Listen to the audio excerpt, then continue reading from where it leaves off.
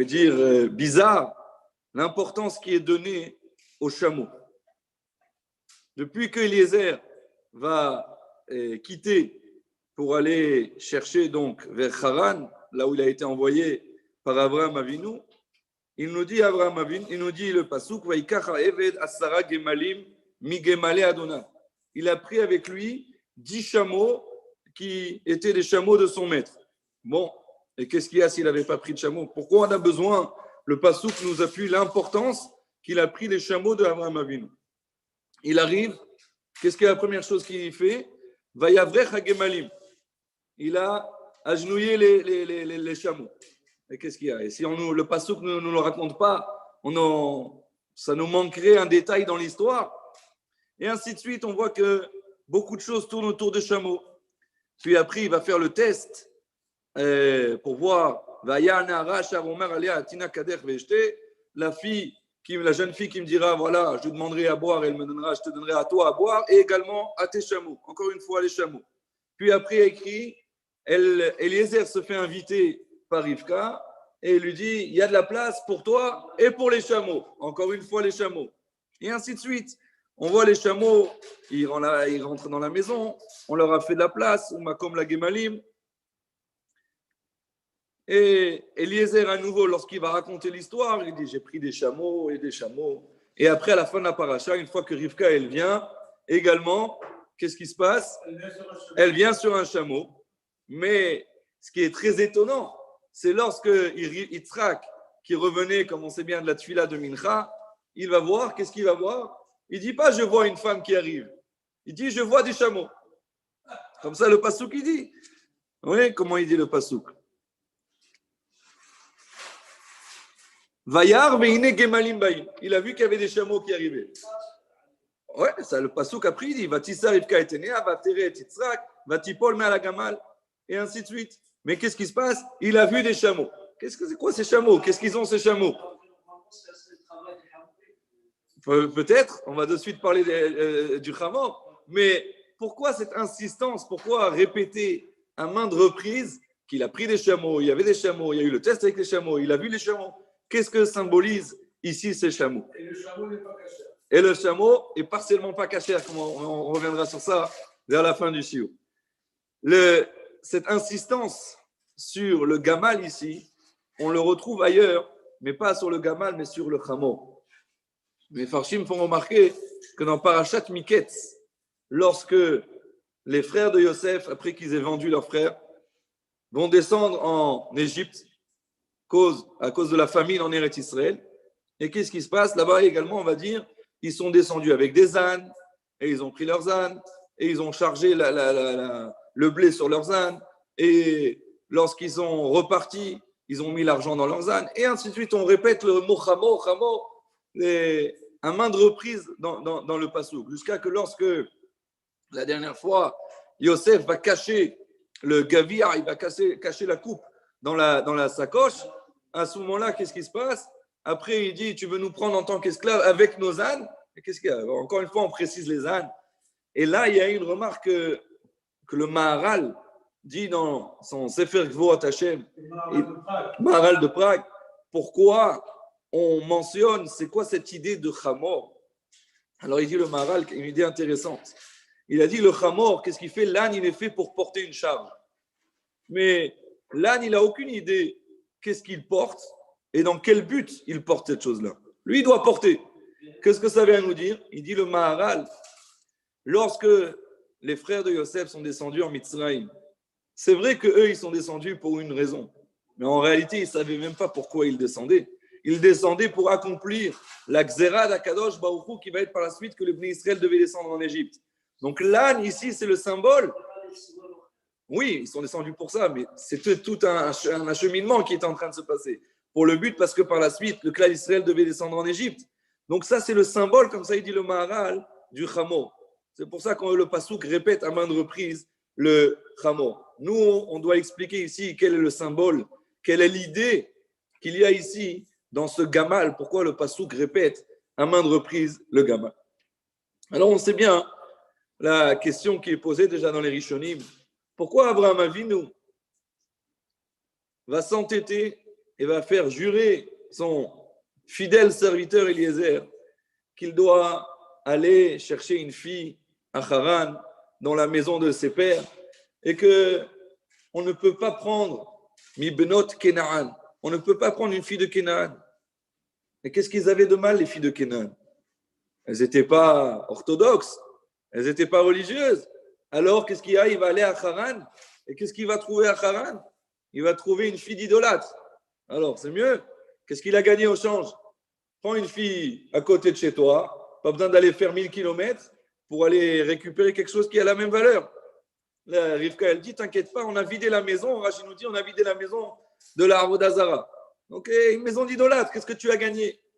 Alors, c'est connu ce que le Ran, dans ses drachot, explique, qu'il y a une grande différence entre les midot et ce qui est la marshava, l'idée qu'une personne peut avoir dans les emunot, dans les croyances. Il dit le Ran, la croyance, quelqu'un qui peut ne pas croire ou quelqu'un qui peut penser des mauvaises choses, ce n'est pas quelque chose qui est héréditaire. Un père ne peut ne pas être croyant et le fils peut être croyant. Il peut y avoir également l'inverse. Par contre, les traits de caractère, les midot tovot, ça c'est quelque chose qui est héréditaire. Donc Abraham, il dit, je ne veux pas que tu me prennes une fille de Canaan, parce que c'est des filles mouchratot. C'est des filles qui sont mauvaises, qui ont des mauvaises midot.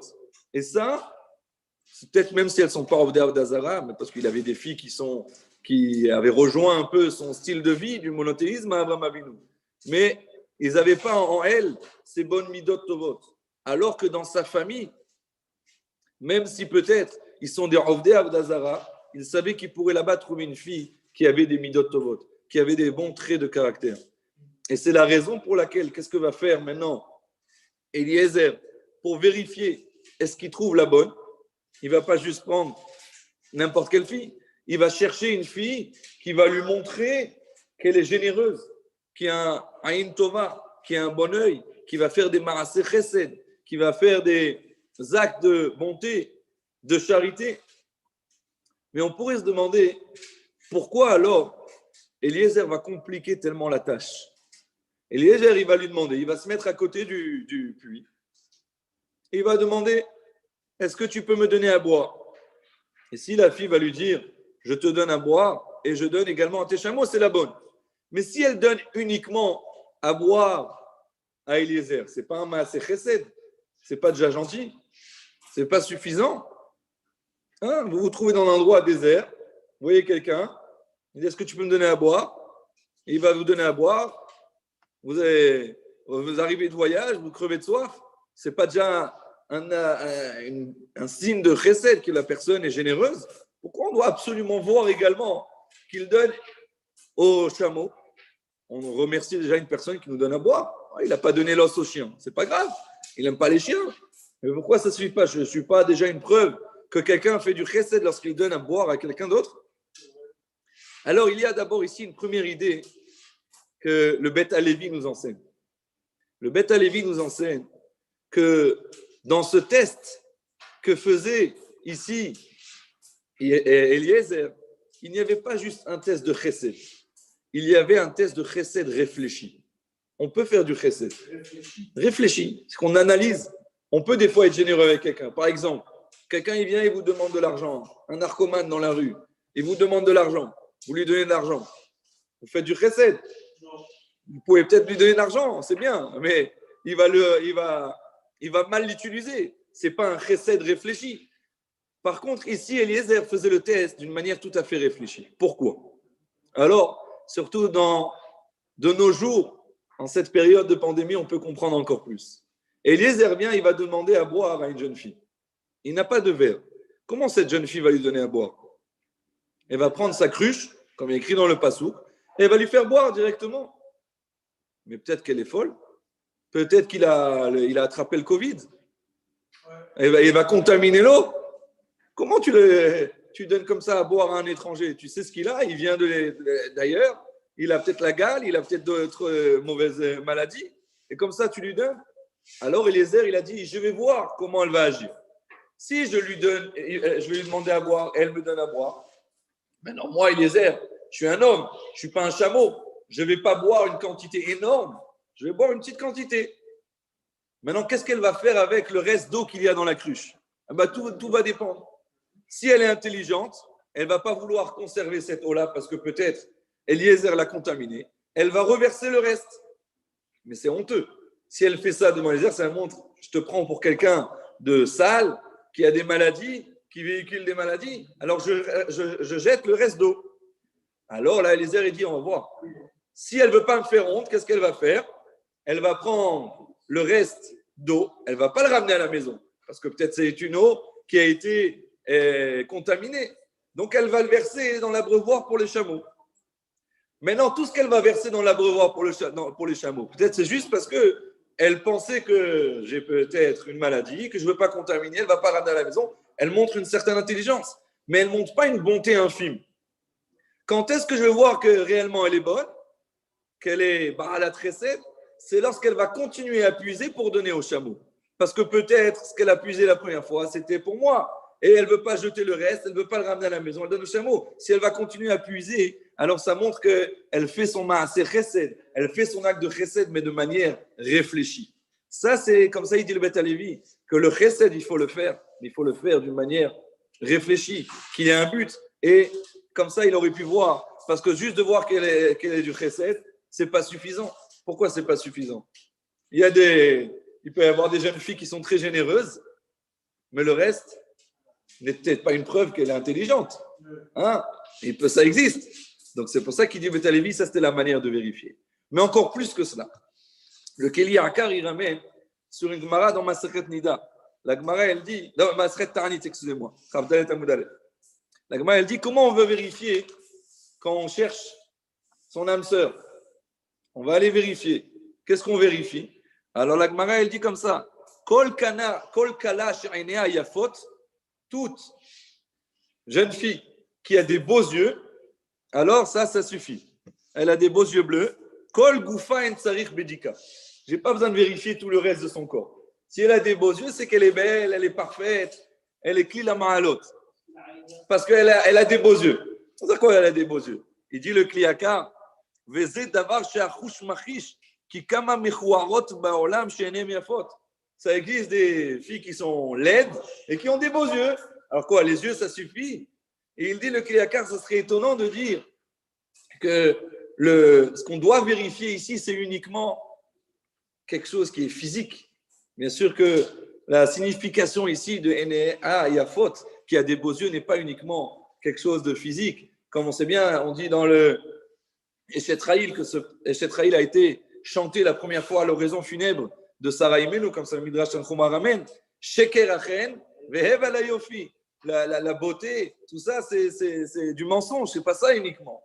Seulement, il nous dit le Kliyakar, c'était quoi qu'il fallait vérifier? Enaya Yafot. Est-ce qu'elle a des beaux yeux? Est-ce qu'elle est large? Est-ce qu'elle est Be'en Yafa? Est-ce qu'elle a cette mida de Chesed?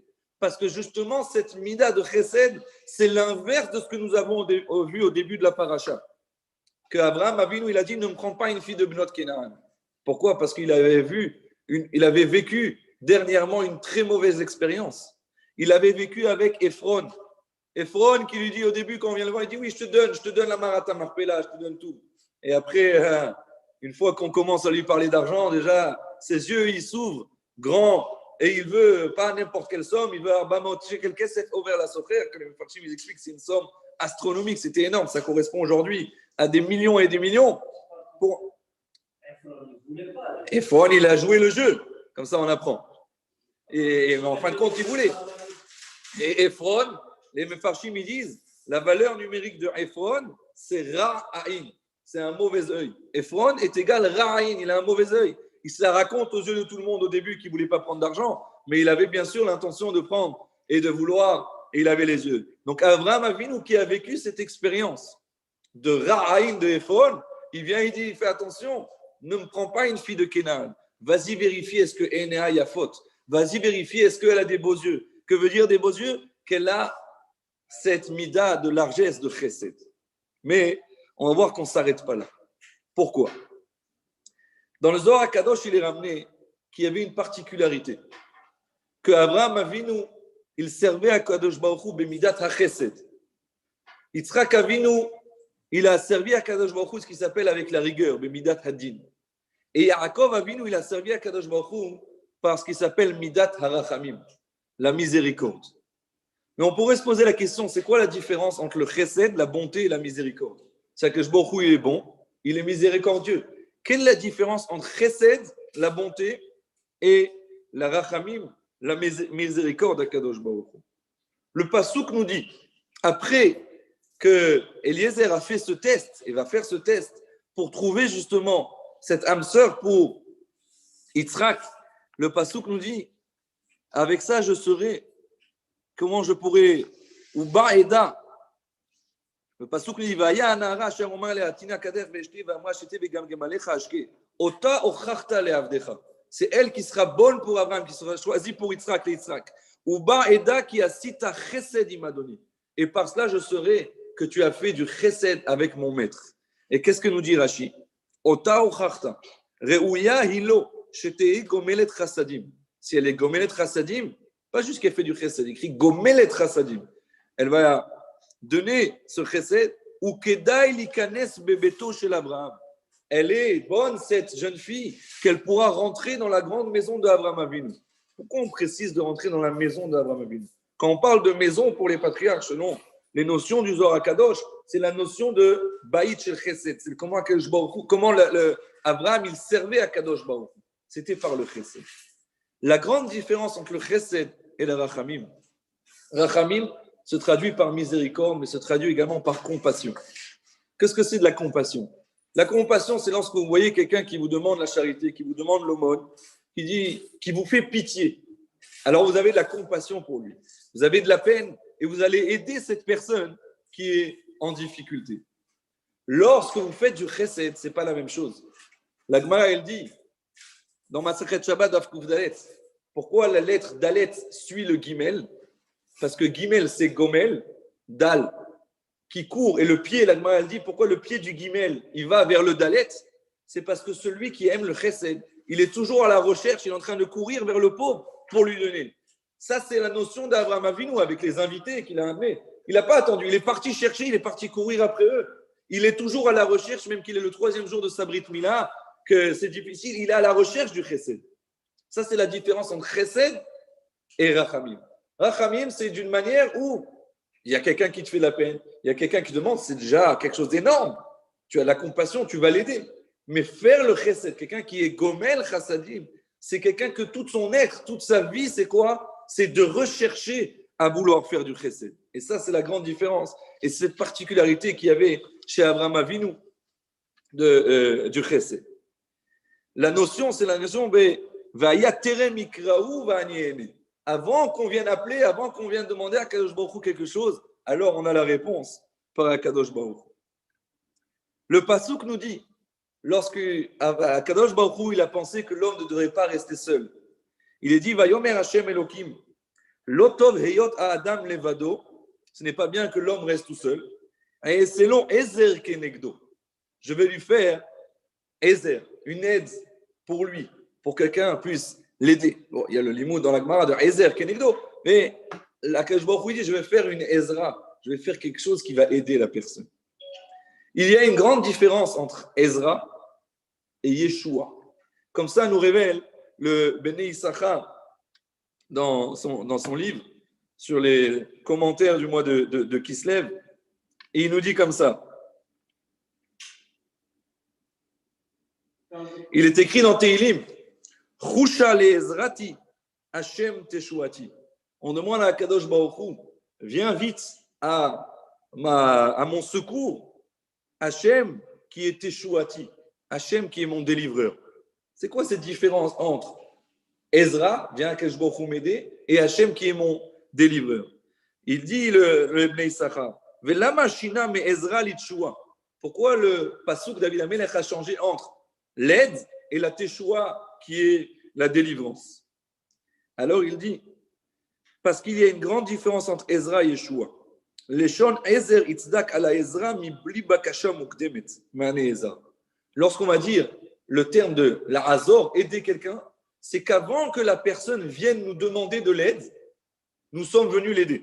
On voit que quelqu'un est en difficulté, on vient avant qu'il puisse demander de l'aide, nous-mêmes, on arrive à lire sur son visage, on a cette volonté de venir aider la personne. Yeshua, c'est quoi Yeshua? Une délivrance. C'est quoi une délivrance? C'est quand quelqu'un il nous dit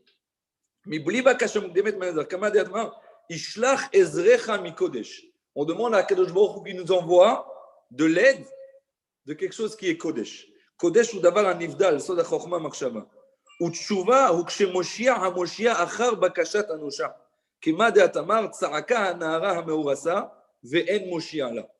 On voit dans le pasuk, dans Parashat Kitetse, la jeune fille qui va se faire violer, elle a crié ve'en moshia la. C'est-à-dire qu'elle a crié, elle a demandé de l'aide et il n'y a personne pour la secourir. Il n'y a personne pour la libérer. Donc ça, c'est la grande différence entre Ezra et Yeshua.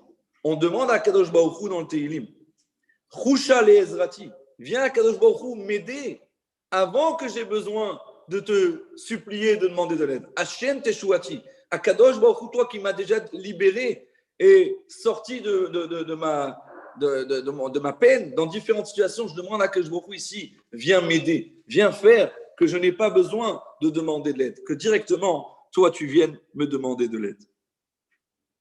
La Gemara, elle nous dit quelque chose d'intéressant.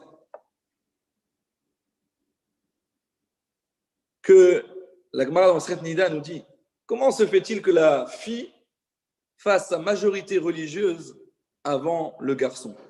Le bar mitzvah, il fait à 13 ans, et la bat mitzvah, c'est à 12 ans. Pourquoi cette différence? Qu'est-ce qu'elle a de spécial, la fille? Elle est mature. Elle est plus mature, mais pourquoi? La Gemara nous dit, parce qu'il est écrit comment la première femme a été façonnée sur terre. Dans le pasuk, il est écrit Vaïven Hashem Elokim et Tatsela. Akadosh Baruch Hu, il a construit, Vaïven, il a construit la côte. Il a pris la côte de Adam Arishon et il a façonné avec sa Chava. La Gemara nous dit, étant donné qu'il est écrit dans le pasuk Vaïven, il a construit, Vaïven c'est Milachon Bina. Bina, c'est la sagesse. La femme, Bina Yetera Nitna Laïcha. La femme a plus de Bina, a plus de sagesse. C'est quoi cette sagesse? La Gemara nous dit, il y a une grande différence entre Chokhma et Bina. Chokhma, c'est la sagesse, d'une part, parce qu'on est intelligent. Et Bina, la Gemara nous dit, c'est les havin davar mitoch davar. C'est déduire quelque chose d'autre chose. Sur la femme, elle a cette capacité de Bina. Les havin davar mitoch davar. C'est pour cela que la Gemara nous dit, comme ça c'est ramené dans Rambam, Ezoi Isha Kshera, quelle est la femme qui est bonne pour son mari, qui est la femme qui on va appeler Kasher? Isha Sheosa Retson Ba'ala. C'est la femme qui fait la volonté de son mari. C'est quoi la femme qui fait la volonté de son mari? C'est-à-dire que le mari, il n'a pas besoin de devenir chérie, tu peux m'emmener le café. Elle a déjà compris que s'il arrive, c'est qu'il veut le café. Tout doit être prêt. L'homme, il doit faire aussi intelligemment. Il doit faire signe de Bina. Mais la femme, Ezoi Isha Kshera, qui est la femme qui est Kshera? C'est Isha Sheosa Retson Ba'ala, qui comprend parce qu'elle a cette Bina Yetera. Elle a cette sagesse supplémentaire de comprendre les choses sans qu'on ait besoin de lui dire. Donc, dit le Pasuk. Akadosh Baruch Hu, il a dit, et c'est leur Ezer Kenegdo. Je vais lui faire une femme qui va être son aide. Et le Bnei Issachar nous dit, il y a une différence entre Ezra et Yeshua. Ezra, quand on demande l'aide, c'est une aide qui vient tout seul sans qu'on ait besoin de demander. Donc, Akadosh Baruch Hu, il dit, je vais faire pour l'homme Ezer Kenegdo. Je vais lui faire Ezra. Je vais lui donner cette aide qui est quelque chose qui va venir tout seul, sans que j'ai besoin. Ce n'est pas une Yeshua. Nous, on dit, on demande dans les tfilotes également, Ozer ou Moshiach. Ouais. C'est quoi Ozer ou Moshiach ou Magen? On demande à Kadosh Baruch Hu, Ozer, viens nous aider avant que tu vois qu'on ait besoin de t'implorer. Tu vois qu'on a un problème, viens. Ou Moshiach, même si tu ne nous as pas aidé avant, lorsqu'on va venir t'implorer, te demander, te solliciter une fois qu'on est dans une situation difficile, que tu nous délivres. Ça, c'est la particularité de la fin. Mais c'est encore plus que cela. On sait bien tous que la Gemara, elle dit, dans Masechet Sota, la Futzain, que Amar Rabbi Akiva, Ish veisha, c'est chez Zachou, Shrina benehem. Si l'homme et la femme, ils ont mérité, ils ont la présence divine entre eux. Pourquoi? Parce que la différence entre l'homme et la femme, Ish, il y a le Yud, et Isha, il y a le He en plus. C'est le Yud et c'est le He du nom d'Akadosh Baruch Hu de Yud Ke Vav Ke. Pourquoi il manque le Vav Ke? C'est aussi un autre Dvar Torah lié à la fin de la paracha de la semaine, mais on laisse ça pour une autre fois. En tous les cas, c'est le Yud et le He. Et dans le Zohar Akadosh, il est ramené. Yud, c'est la lettre qui est le symbole de la Chokhmah.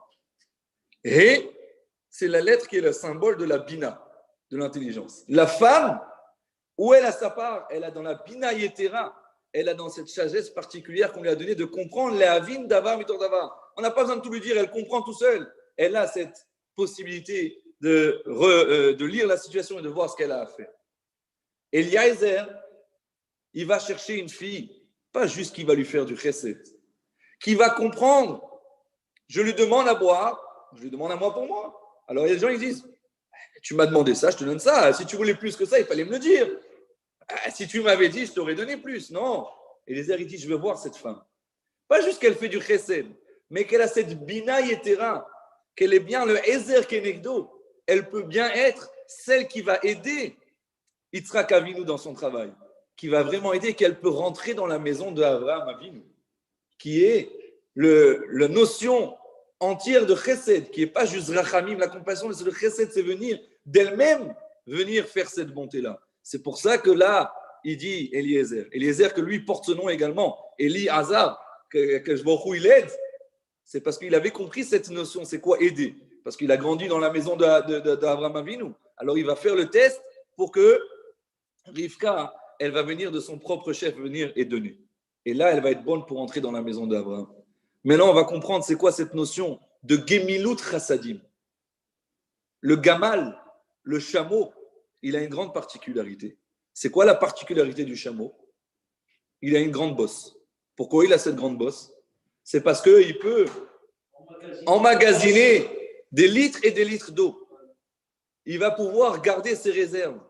C'est cette notion de gamal, de gmilut chassadim, c'est que tu vas faire une bonté avec quelqu'un, tu vas le remplir, tu vas le sevrer.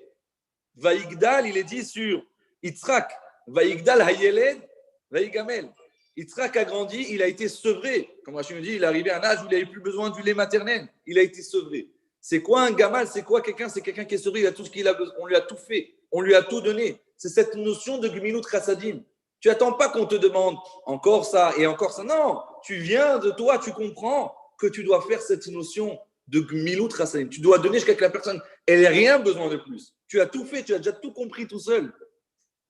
Le gamal, il a cette particularité qui peut emmagasiner, qu'il est sevré. Et cette notion de gmilut chassadim, que lorsqu'on va faire du chesed, doit le donner, le remplir. Mais il y a aussi une particularité très intéressante. Le Midrash nous dit que le gamal, yeshbo siman tuma, ve yeshbo siman tahara. Le gamal, il a une particularité. Il fait partie de ceux qui sont listés dans la Torah, qui ont un des deux signes des animaux pour être cachés. Il rumine, il est maralé guéra, mais il n'a pas les sabots fendus. Ma'ale guéra, c'est cette notion aussi que la personne elle a toujours tout ce qu'il faut. Il rumine, il a tout ce qu'il a mangé et il peut encore se nourrir, il est rassasié.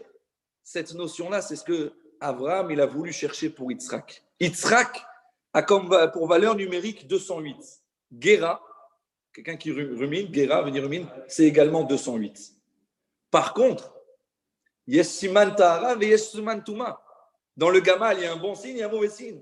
Parce que de ce couple de Yitzhak et Rivka, qui a été choisi par la Gmilut Chassadim, va sortir aussi quelque chose qui n'est pas si fameux que ça. C'est Esav. Esav a comme valeur numérique 376. L'eau par ça, qui n'a pas les sabots fendus, l'eau par ça, sa valeur numérique 376. Et c'est ça que nous dit le Midrash.